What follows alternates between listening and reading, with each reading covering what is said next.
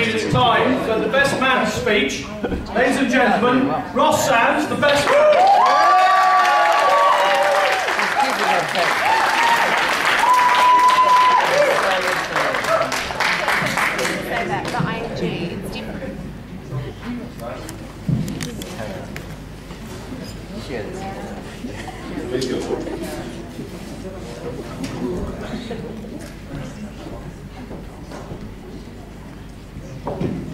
Thanks, Simon. Si, they do say that a man loses his voice as soon as he gets married, but you've taken the biscuit.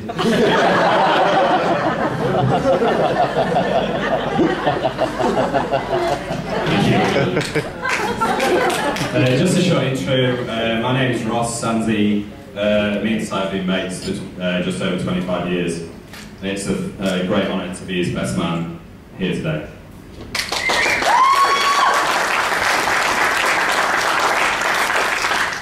We first meet each other playing in town fields for White Hart Colts under 11s.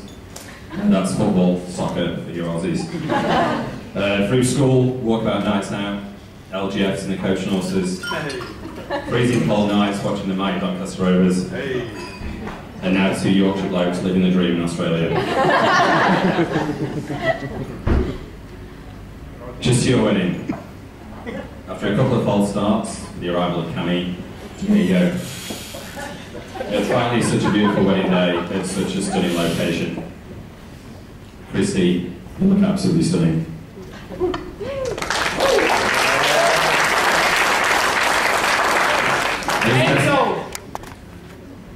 As best man, I've taken great part in my duties today. Got Si to the venue on time, sober. Couldn't say the same for Baker. Bit of crowd control, directing traffic. Remembered the rings. And got Si looking presentable. But take no credit for his hair today. Because I don't know how to use a pair of straighteners either. Lastly, I was there to support Si throughout the day. Primarily in reassurance that the humid weather had no effect on his freshly straightened hair.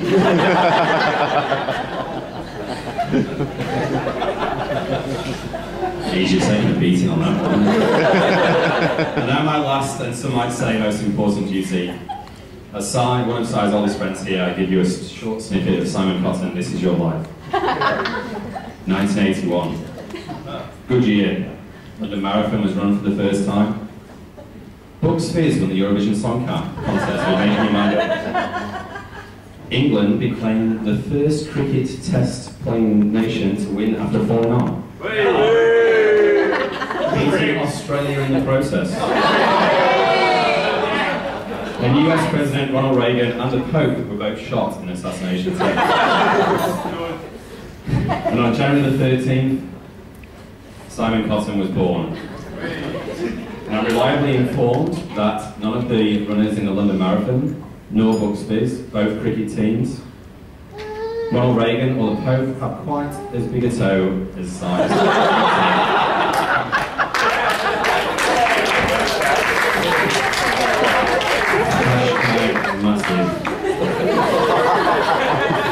So let's tee off with the sporting years. Si's sporting career got to a promising start with the White Hart Colts. Under 11s, 12s, 13s with multiple titles, cup wins. And then it went a little bit downhill, a few mishaps, misdemeanors. Scores an average of 3 own goals a year. Crashed into a pile on his first skiing trip. Ruined his knee. Killed a goose with an errant-free wood. He finally needed his spleen removed after an over-exuberant trip on a water slide. In hindsight, I think he used all his luck on the 8th hole of Fort Marsh Golf Course when we were 16. Yeah. 40-metre hole, Si took about a 5-wood. Finned it into the back fence, rolled down the netting, onto the back of the green, rolled down into the hole for a hole-in-one. He's a horrendous golfer. Si's euphoria turned to despair when it dawned on him he had to spend all his paper round money buying us all pints of orange cordial. Cordial soon became beers, or in Si's case, pink lemonade. You were a massive fan of the less manly drinks, so didn't want to get in around with you. It cost you a fortune. So as we move on to the drinking years, with Si becoming well known amongst locals and visitors alike for his inappropriate behaviour.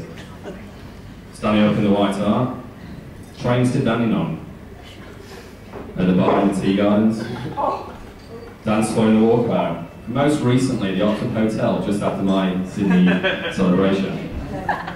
Yes, ladies and gents, Si is so prolific at falling asleep. On nights out, they wouldn't be surprised to see him nodding off tonight. Despite the opportunity to consummate his marriage.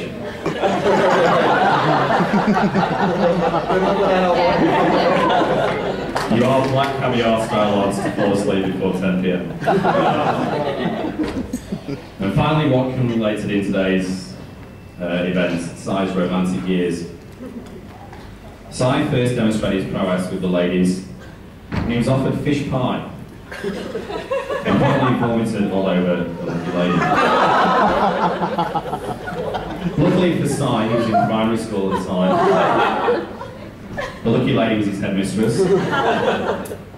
Si's report card at the end of the year: must try harder. And that's what he did. After dating Christy for a short time, he organised a romantic getaway to Dunkeld. For anyone who doesn't know, it's about 300 k's from Melbourne. The English, about 220 miles, something like that. Christy drove, so I was asleep in the passenger seat. So they get there, Si goes, I'll check in, gets to the front. Hello, Mr. Cotton, you booked in for last weekend? Might be last weekend, might be the following week, not too sure. So anyway, they camped the night, you know, had a great weekend. We knew picture winner when Christy came out with me, Grant, and you after we'd been to the international rules on a Friday night. She promptly drank us all under the table. So I'd been there since about 6. Loves a snooze on a night out. And so closing, Si, you're as good as mate a bloke could wish for. I'd like to wish you and Christy all the luck in the world. You guys are made for each other. Today's been such a beautiful day. So at this moment I'd like to take each other's hands, hold them, look into each other's eyes. In all probability and statistically speaking, you're looking at the person who's most likely to murder you.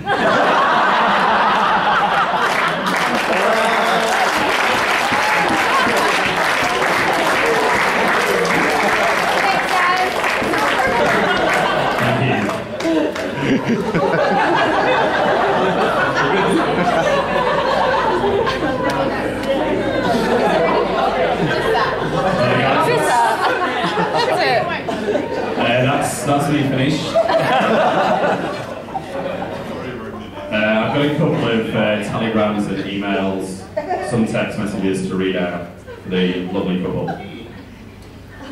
Firstly, from Simon's dad.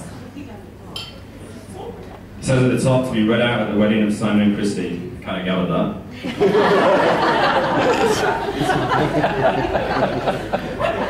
Simon's dad has asked me to read out a few words. Well, Simon. I think he's telling you otherwise. Well, Simon, who would have thought that as a lad growing up in Doncaster, you would end up seeking your fortune thousands of miles away in Australia? I'm extremely proud of what you have achieved by your own efforts.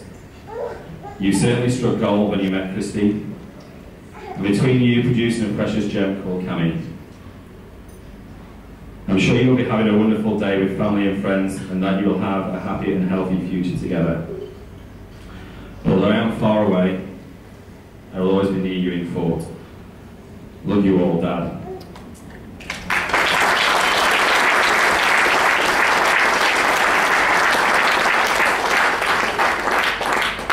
P.S. I thought it best to leave out any Aussie jokes for fear of reprisals.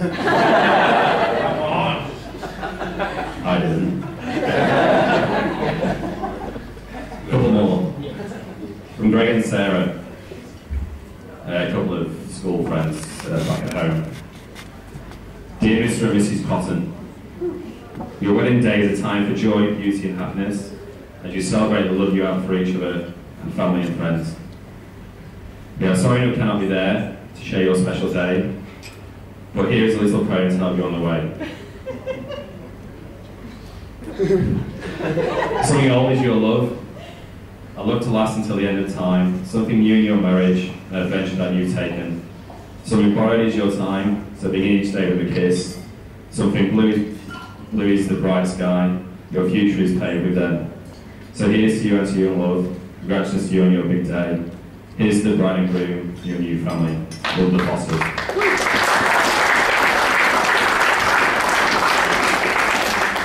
So yeah, I'm going to say. Couple from the boys back at home, from Phil. Just wanted to let you know that Baker is not an accurate representation of his mates back at home.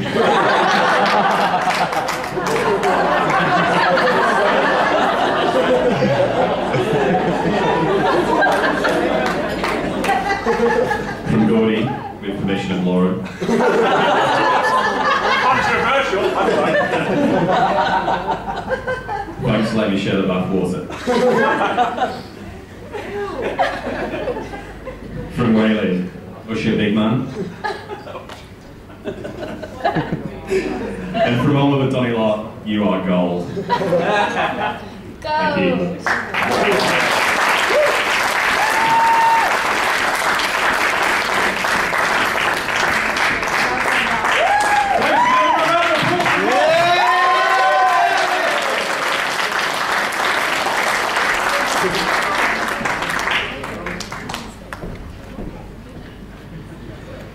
Ladies and gentlemen, I would like to just round off the speeches, if I may, with a final toast.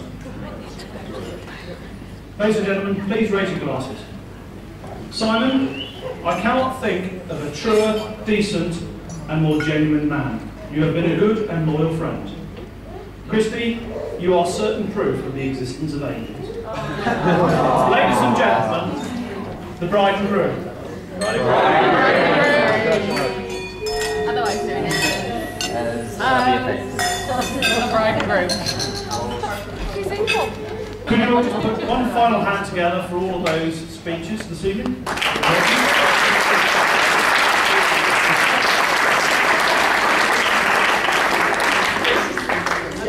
That's pretty much my job over this evening.